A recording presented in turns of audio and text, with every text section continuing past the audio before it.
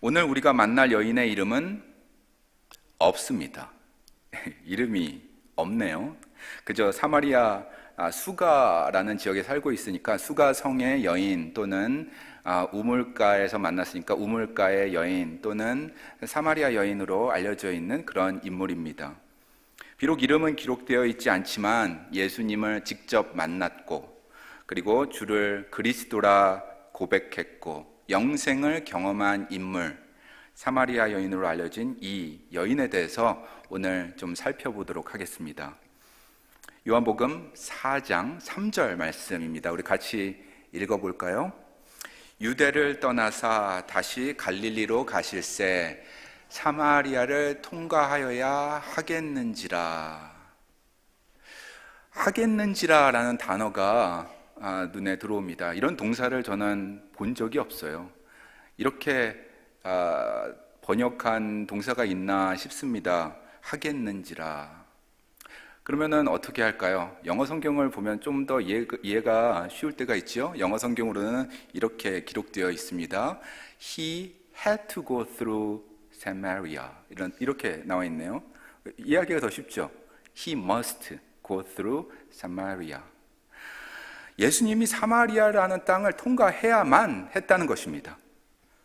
예수님께서 남쪽 유대 땅에서 세례를 많은 사람에게 베푸신 이후에 북쪽 갈릴리로 가실 것을 결정하셨습니다.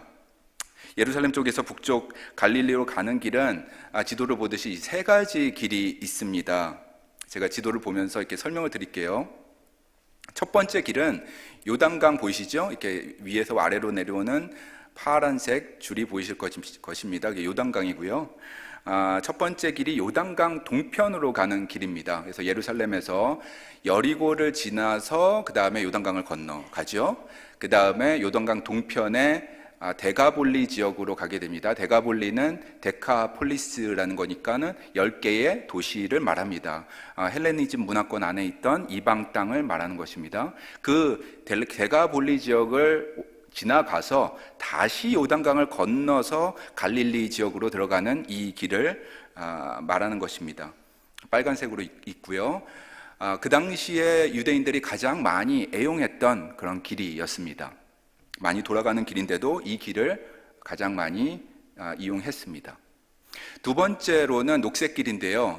서쪽으로 가는 길입니다. 예루살렘에서 서쪽 요빠 쪽으로 가는 길이죠. 저기에는 이제 자파라고 써여 있는데 요빠를 얘기합니다. 그래서 요빠 기억나시죠? 저번 주에 누가 살았었죠? 도르가가 살았었던 그곳. 그래서 서쪽 지역으로 쭉 가서 북쪽으로 돌아 올라가서 갈릴리 지역으로 가는 요 길이 있었습니다. 그래서 이쪽 길도 많이 이용을 했습니다. 세 번째로는 가장 짧은 길이겠습니다. 하얀색으로 표시되어 있는데요. 예수님께서 오늘 선택하신 그 길입니다. 당시에 유대인들이 이 길로 가는 것을 애용하지 않았습니다. 왜 그랬을까요, 여러분? 가장 숄컷이고 가장 효율적인 길이고 그리고 이 길로 가면 덜 피곤하고 좋을 텐데 왜 당시의 사람들은 이 길을 가는 것을 좋아하지 않았을까요? 그 이유는 바로 사마리아 때문입니다. 사마리아 땅을 지나기 때문입니다. 사마리아 땅에 사는 사마리아인들과 만나고 싶지 않기 때문입니다. 이들과 상종하고 싶지 않았다고 성경은 우리에게 가르쳐주고 있습니다. 같은 장소에 있는 것조차 싫어했습니다. 생각해보면 참 특이하죠. 데가볼리 지역은 이방인 사람들이 많이 사는데 그 길로는 더 많이 가고 그리고 자기들과 연결성이 있고 또 말도 통하는 이 사마리아인들이 사는 이쪽으로는 가기를 싫어했습니다. 참 재미있죠? 저번 주에 수요일 트리니티 성경 공부를 하면서 요한복음 살펴본 바와 같이 이 순수한 혈통을 유지하는 것을 하나님 섬기듯이 중요하게 여기는 유대인들에게는 이 이방인들과 결혼해서 피가 섞인 사마리아인들을 부정하게 생각했습니다. 종교적인 이유도 컸습니다. 당시 사마리아에도 성전이 있었는데요. 그 사마리아 지금 보면은 그 바로 밑에 그리심 산이 있는데요. 그 그리심 산 위에 성전이 하나 있었습니다. 유대인들에게 성전이란 예루살렘 성전밖에 다른 것은 상상할 수 없기 때문에 이러한 상황을 인정할 수가 없는 것입니다. 그래서 어떻게든 사마리아 땅은 통과하고 싶지 않았던 것입니다. 그런데 여기 보니까는 예수님이 사마리아 땅으로 가자 하고 하시네요.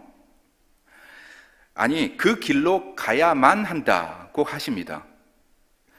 이 부분이 참 놀라운 부분입니다, 여러분. 예수는 유대인이셨고 또 유대인 제자들과 공생애를 하셨고, 요 이야기가 나오기 바로 전에는 유대인 지도자인 니고데모라는 사람과 예루살렘에서 이야기를 나누셨고, 유대인들에게 그렇게 많은 세례를 베푸셨던 사람이 바로 유대인 예수였었는데, 이런 분이 유대인의 마을 갈릴리로 올라갈 때 사마리아를 지나간다고 합니다. 그러니까 놀랍죠. 성경에는 기록되어 있지 않지만 제자들, 요한, 베드로, 안드레 이런 제자들이 이런 이야기를 하지 않았을까 하고 저는 상상해 봅니다. 야, 예수님이 갈릴리로 올라가신다고 하시네. 집에 갈 수 있어서 좋겠다. 그런데 사마리아 길로 가자고 하시네. 뭐야, 그 길로 간다고? 야, 그건 아닌 것 같은데. 야, 너가 선생님한테 가서 그 길은 안 되겠습니다 하고 말씀을 드려봐라. 말도 마라. 선생님께서 꼭 그 길로 가셔야만 한단다. 이런 대화를 나누지 않았을까? 성경에는 물론 없습니다. 제가 상상해서 생각해 보았습니다. 3절 말씀 다시 우리 같이 한번 읽어볼까요? 유대를 떠나사 다시 갈릴리로 가실새 사마리아를 통과하여야 하겠는지라. 예수님의 강한 의지가 보이시죠? 그곳을 통과하여야만 했습니다. 왜 그랬을까요? 거기서 뭔가를 하고 싶은 일이 있으셨습니다. 거기서 누군가를 만나야 하셨기 때문입니다. 만나서 해야 할 일이 있으셨습니다. 여러분, 우리 예수님이 이런 분이십니다. 하나님의 아들이시지만 하늘의 영광 버리고 낮고 낮은 땅으로 내려오셨습니다. 유대 땅으로 내려오셨습니다. 그런데 유대 땅에서도 더 낮은 곳이 있었으니 사마리아 땅까지 가기를 원하셨습니다. 빌립보서 2장 5절 말씀입니다. 같이 읽어볼까요? 너희 안에 이 마음을 품으라. 곧 예수의 마음이니 그는 근본 하나님의 본체시나 하나님과 동등됨을 취할 것으로 여기지 아니하시고 오히려 자기를 비워 종의 형체를 가지사 사람들과 같이 되셨고 사람의 모양으로 나타나사 자기를 낮추시고 죽기까지 복종하셨으니 곧 십자가에 죽으심이라. 하늘의 영광 버리고 낮추시고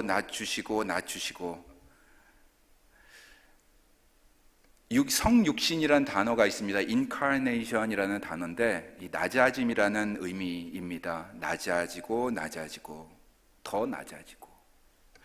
예수님이 그런 분입니다, 여러분. 예수님의 낮아짐을 묵상할 때 저는 이번 주에 이분이 마음속에 떠올랐습니다. 이분은 데미안 신부님입니다. 데미안 신부님은 Father 데미안이라고 불리는데요, 하와이에서 나병 환자들과 같이 생활했던 분이십니다. 사회에서 소외되고 버림받은 이들과 함께한 인물이었습니다. 굳이 그럴 필요는 없었는데 예수님을 인격적으로 만나고 낮아지는 삶을 하게 된 인물입니다. 하와이에 가시면 이 시청 앞 건물에 Father 데미안 동상이 있습니다. 늘 이 관광객들이 이 Father 데미안 앞에서 사진을 찍곤 합니다. 그런데 Father 데미안 이야기를 아는 사람은 많지가 않습니다. Father 데미안은 벨기에의 작은 마을에서 태어났습니다. 믿음이 신실한 아버지와 어머니 사이에서 태어났습니다. 성장하면서 수도원에 들어가 사제가 되기를 원했고, 사제가 된 후에는 선교사로 부르심을 받아 하와이에 1863년에 오게 되었습니다.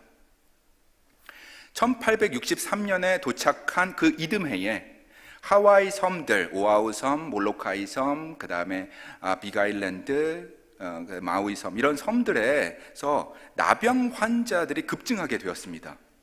이렇게 되자 이 나병 환자들을 격리하는 법을 제정하게 되었습니다.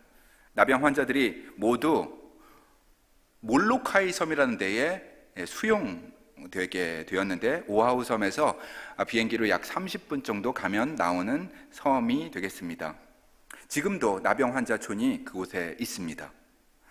파더 데미안은 당시 호놀룰루 오아후 섬에서 목회를 하고 있었는데요, 나 환자들이 격리되고 있다, 그리고 희망 없이 살아가고 있고 거기서 죽어가고 있다라는 소식을 듣고 내가 가야 하겠는지라 했던 것이죠.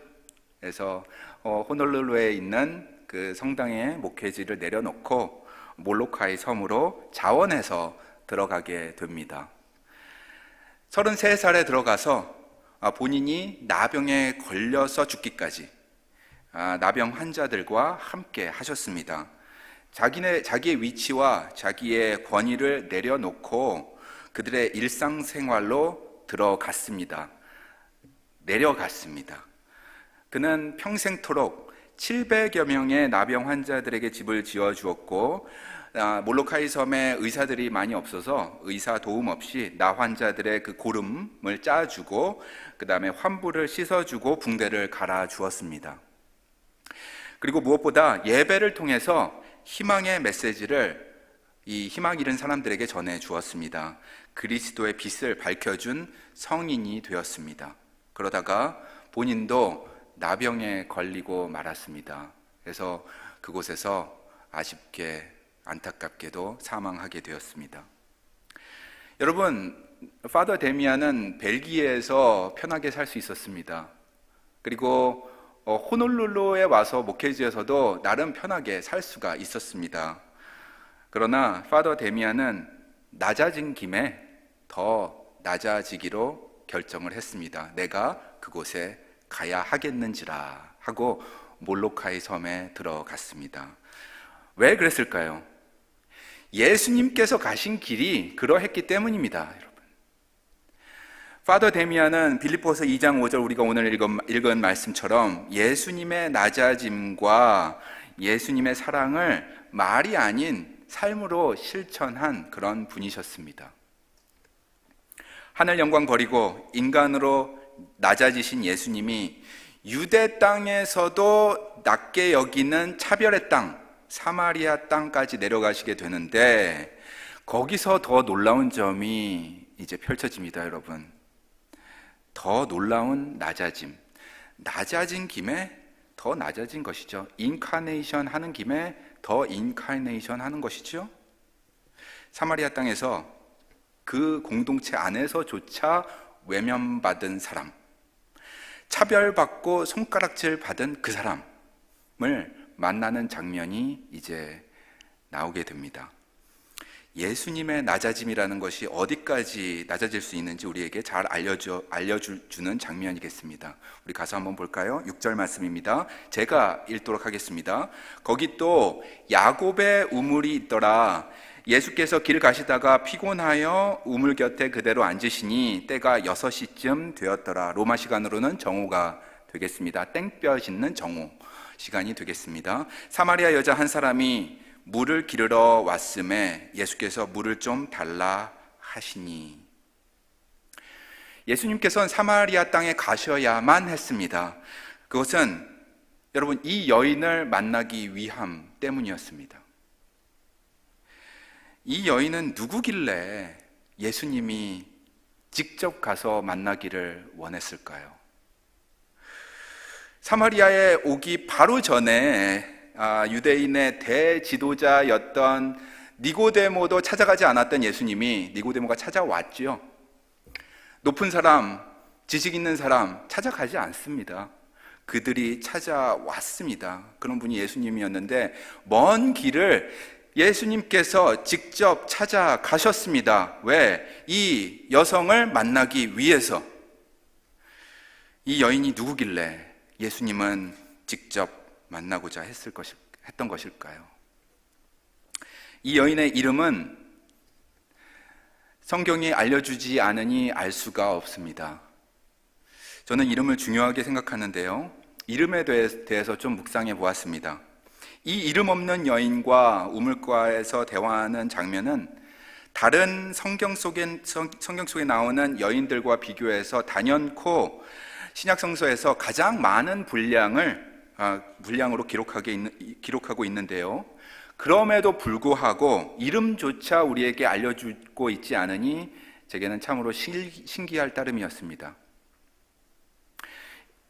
성경에 보면 아주 짧은 구절, 2절, 3절, 4절 이렇게 짧은 구절에 나온 여인들의 이름도 다 기록하고 있습니다. 예를 들어서 엘리사벳, 도르가, 그리고 안나 같은 여성들 이름을 다 알려주고 있는데 이 여성의 이름은 없습니다. 이 사마리아 여인의 이름이 없어서일까요? 저는 그렇게 생각하지 않습니다. 이름이 있었을 것이라고 생각합니다. 동네에서 쓰이는 일반적인 명칭이라도 있었을 것이라고 생각합니다. 한국 예를 들자면 동네에서 흔히 쓰이는 순이, 오기, 갑순이 같은 그런 호칭이라도 있었을 것입니다. 그렇지만 이런 것도 기록되어 있지 않습니다. 이름이 확실히 있었겠지만 성경을 기록할 때에 그녀의 이름을 확실히 기억해내지 못했을 수도 있을 가능성이 있습니다. 왜냐하면 그녀는 삶에서 5명의 남자가 있었기 때문에 5명의 남편이 있었기 때문에 그녀의 라스트네임을 기억해내는 것은 쉽지 않았을 것입니다.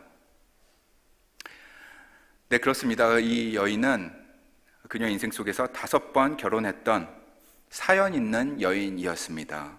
그리고 지금 같이 사는 남자는 6번째인데 공식 남편은 아니겠습니다. 그래서 어떤 성경학자들은 초대교회에서 볼 때에 이 여인의 이야기가 너무 부끄러워서 요한복음에 쓰기는 써야 되는 것 같은데 차마 이름까지는 넣지 못했을 것이다 라고 주장하는 사람도 있습니다. 아니면 이 여성 스스로 본인의 이름이 알려지는 것을 원하지 않았을 수도 있겠습니다. 제가 이름 얘기를 좀 길게 했는데요. 그 이유는 이런 사람, 이런 이름 없는 사람, 이름 없이 살고 있는 사람, 낮고 낮은 사람에게까지 예수님께서 친히 찾아가셨다는 말씀을 여러분께 드리기 위함입니다. 우리 예수님이 이런 분이십니다, 여러분. 이 예수님은 여인을 만나고 싶어 하셨습니다. 멸시받던 사마리아 공동체 안에서도 더욱 무시받고 더욱 멸시받고 더욱 조롱받던 이 여인을 만나야만 했습니다. 잘못된 선택으로 인생 속에서 죄책감 있던 여인, 그리고 자책감 속에서 살고 있던 이 여인을 만나서 할 일이 있었습니다. 물을 기르려면 선선한 시간에 나오는 법인데, 아침에 나오든지 저녁에 나오는 법인데, 사람의 눈을 피하고자 오후 정오 때 땡볕 밑에서 물을 기르러 나온 이 여인과 만나야 했습니다. 그래서 해줄 말이 있었습니다. 요한복음 4장은 우리에게 계속해서 놀라움을 안겨주고 있는데요. 이제는 예수님 입장에서 이 사마리아 여인의 입장으로 이렇게 보겠습니다. 이 여인의 입장으로 보면은 참으로 예상치 못한 일들이 계속 펼쳐지게 되기 때문입니다. 찾아가서 보도록 하겠습니다. 9절 말씀입니다. 같이 읽어볼까요? 사마리아 여자가 이르되 당신은 유대인으로서 어찌하여 사마리아 여자인 나에게 물을 달라 하시나이까 하니 이는 유대인이 사마리아인과 상종하지 아니함이러라. 사마리아 여인 입장에서 이 상황 보게 되면 이렇습니다. 놀라움의 연속입니다. 첫 번째 놀라운 점, 이 더운 날 정오에 아무도 없을 장소일 터인데 사람이 거기 있는 것입니다. 그래서 놀라는 것이죠. 두 번째로 놀라운 점, 이 사람이 있다 하더라도 당시 문화권에서는 남성이 물을 기르지는 않습니다. 여성이 물을 기르러 오는 것인데 거기 남자가 있습니다. 두 번째 놀라운 점입니다. 세 번째 놀라운 점은 이것입니다. 그 남자가 있는데 유대인 남자라는 것입니다. 유대인이 이곳을 지나갈 리가 없는데 거기에 남자, 유대인이 있는 것입니다. 그리고 가장 놀라운 점은 이것입니다. 이 유대인 남자가 말을 하네요. 이 여자에게 말을 거는 것입니다. 당시 문화에서는 상상할 수 없는 일이 벌어지고 있는 것이었습니다. 이 여인이 얼마나 놀랐을지 짐작이 가시나요? 예수께서는 그냥 이런 말씀을 하신 것이죠. 마실 물을 주겠느냐 하고 하신 것인데 얼마나 놀랐으면 물은 주지도 않고 오히려 질문을 하고 있기 때문입니다. 당신은 유대인으로서 어찌하여 사마리아 여자인 나에게 물을 달라 하나이까? 예수께서 이렇게 대답하십니다. 10절 말씀입니다. 다 같이 읽겠습니다. 예수께서 대답하여 이르시되 내가 만일 하나님의 선물과 또 내게 물 좀 달라 하는 이가 누구인 줄 알았더라면 내가 그에게 구하였을 것이요 그가 생수를 내게 주었으리라. 아멘.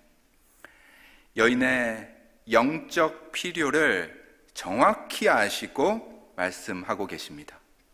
이 여인은 인생을 살면서 그가 한 여러 가지 잘못된 선택들에 대해 자책감이 있었습니다. 죄책감을 가지고 사는 상황이었습니다. 그래서 이 여인은 구원자들을 기다리는 영적 갈증을 가지고 살던 인물이었습니다. 예수님께서 이것을 바로 보시고 생수 이야기를 하십니다. Living water. 그리고 하나님의 선물 이야기를 하십니다. Gift of God이라는 단어를 쓰십니다. 이런 영적 대화를 하고 있는 가운데에 이 여인은 심지어 나는 메시아를 기다립니다 라는 말까지 하게 됩니다. 25절 같이 읽습니다. 여자가 이르되 메시아 곧 그리스도라 하는 이가 오실 줄을 내가 아노니 그가 오시면 모든 것을 우리에게 알려주시리이다. 아멘. 여러분, 인생을 살면서 우리는 가슴에 공허함을 경험할 때가 있습니다. 그 공허함, 그 구멍을 메우기 위해서 여러 가지 선택들을 하게 됩니다. 그렇죠? 뒤돌아보면 잘못된 선택도 있었을 것입니다. 그런 선택들 나중에 깨닫게 될 때가 있습니다. 그래서 자책도 하게 됩니다. 심지어 죄책감에 사로잡혀 살 때도 있습니다. 세상에서 주는 위로 구해 보았습니다. 위안도 삼아 보았습니다. 하지만 모두 단기 처방에 불과했다는 것을 깨닫게 됩니다. 남는 것은 가슴에 더 커져버린 구멍, 공허함, 그리고 상실감 뿐입니다. 이 이름 없는 여인, 사마리아 여인도 같은 처지였습니다. 영적 갈증은 자꾸만 커져가는데 본인이 할 수 있는 것은 없다라는 것을 깨닫게 되는 것입니다. 그때 했던 말이 이것이지요. 나는 메시아를 기다린다. 오늘 솔리데오 성가대가 찬양했을 때에 주님과 같이 내 마음 만지는 분은 없네. 오랜 세월 위로 찾아봤습니다. 오랜 세월 나를 이끌어줄 사람 찾아봤습니다. 그런 것들 다 세상에 주는 위안 찾아봤고 했지만 아무것도 없더라. 인생 살아봤는데 희망 걸만한 것 아무것도 없더라. 희망 걸만한 이도 없더라. 의지할 이도 없더라. 그래서 이렇게 나아가는 것이죠. 주님, 나를 도와주시옵소서. 주님, 나를 살려주시옵소서. 이런 영적 갈증을 가지고 애타게 부르짖는 한 여인의 울부짖음, 그 기도를 주님이 들으셨을 것이라고 저는 믿습니다. 그래서 사마리아를 통과하고 싶으셨던 것이라고 저는 믿습니다. 사마리아에 가서 이 여인을 만나고자 했습니다. 그리고 이 여인을 만나서 꼭 할 일이 있었습니다. 그것이 이제부터 나오는데요. 그 성경에서 우리가 숨 죽이고 보는 장면들이 몇 개가 있잖아요. 그 장면들 중에 하나입니다. 25절, 26절 말씀 우리 같이 보도록 하겠습니다. 너무나 멋진 장면입니다. 같이 한번 읽어볼까요? 여자가 이르되 메시아 곧 그리스도라 하는 이가 오실 줄을 내가 아노니 그가 오시면 모든 것을 우리에게 알려주시리이다. 예수께서 이르시되 내게 말하는 내가 그라 하시니라. 내게 말하는 내가 그라 하시니라. I who speak to you am he.